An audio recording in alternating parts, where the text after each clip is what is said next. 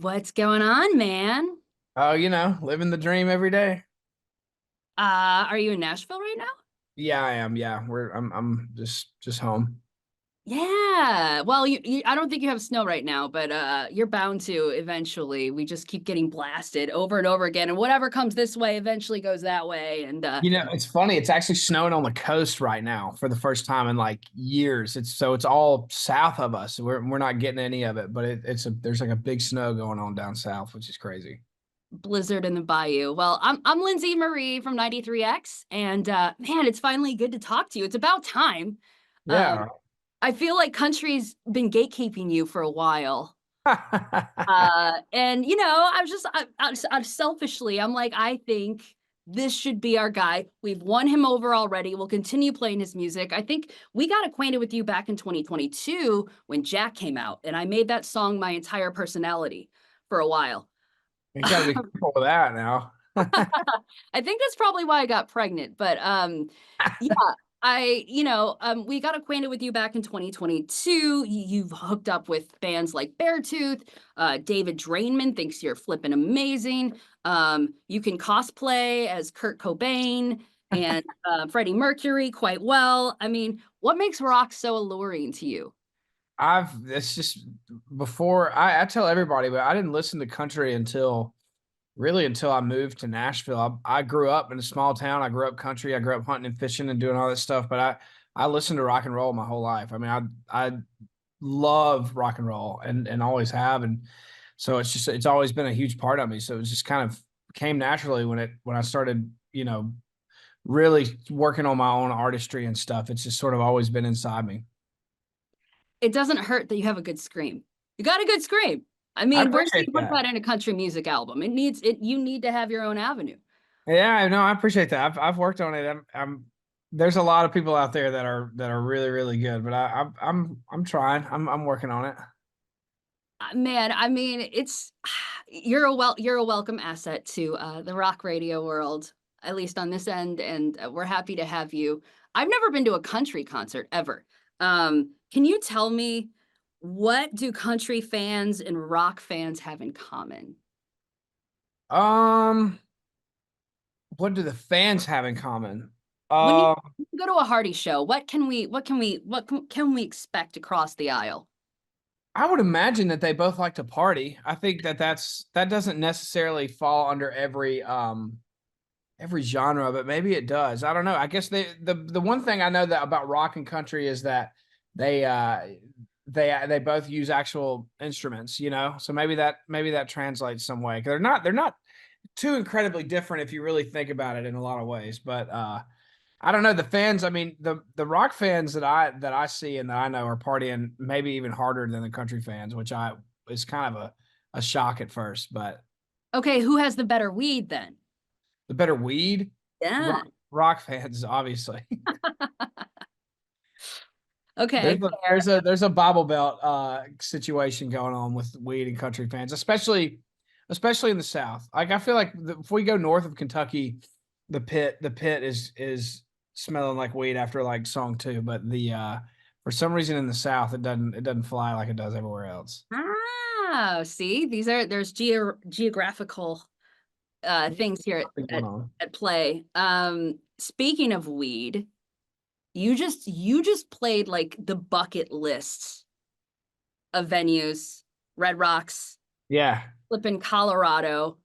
How crazy was that? it was awesome. It was very surreal.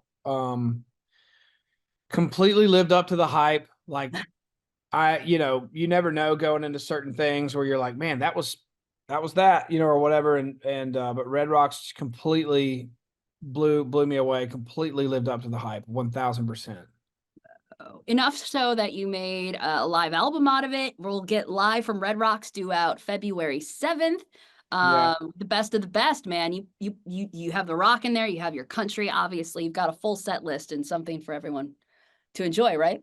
yeah, I think so. It's really just sort of even the rock stuff is the rock stuff, and then the country stuff is just alive. It's a very elevated version of that, right? So like the energy is it's just very elevated from what you hear on the record on the country records, and that was kind of my whole motive with doing this live album was to give people a chance to hear what it sounds like live. And that sounds so stupid when I say it out loud, but like our live show is very much an enhanced version of what you hear on the record. Even with the rock songs, it's just more energy and it's just bigger and all that. And this record really captures that, I think.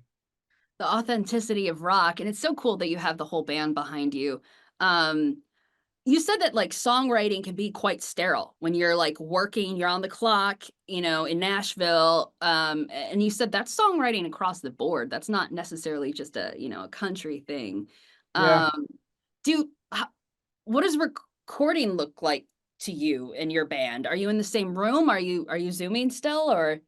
No, no, I recording is I cut with like most of the songs I record are actually with a Nashville like a Nashville like session band, ironically. And my band is just my live guys. And they're those guys are like my brothers though. I mean, like that's my real band. But a lot of the stuff in Nashville is cut with like session musicians that play all over these country records and stuff like that. We just push them really hard and bully them into to playing breakdowns and all that kind of stuff. But it's Playing just along to a click track, right? Like not all live musicians sometimes. are studio musicians, so it's cool you get both. Totally. Yeah, yeah, yeah. I mean, those guys, the guys that I cut my records with are freaking, they're pros, man. They're unbelievable.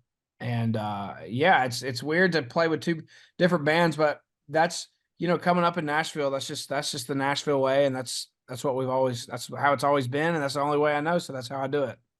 You happen to be good at it. You write good hooks. Good hooks are, you can do different things, different genres, but I'm just telling you, we like having you on the rock side. We're playing Psycho right now on 93X, just like we did Jack.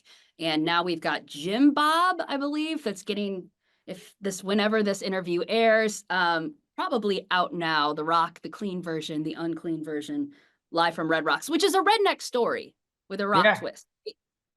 Yeah, yeah, yeah. It is.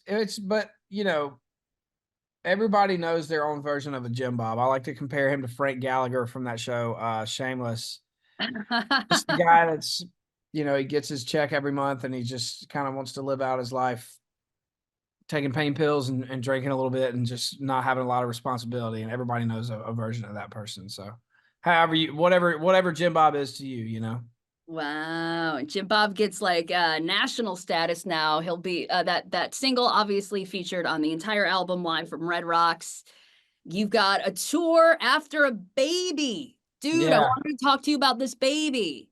Yeah. Because like I believe your wife is in like the home stretch, right? And I bet you're just realizing there's only two ways for this baby to come out, right? Like you're pregnant for so long and then it's like it's almost go time and it's like, oh, well. Yeah. I mean, it's definitely we're like if everything goes as planned, or at least, let's just say crossing our fingers, we've got a month to go until we're hitting the due date mark.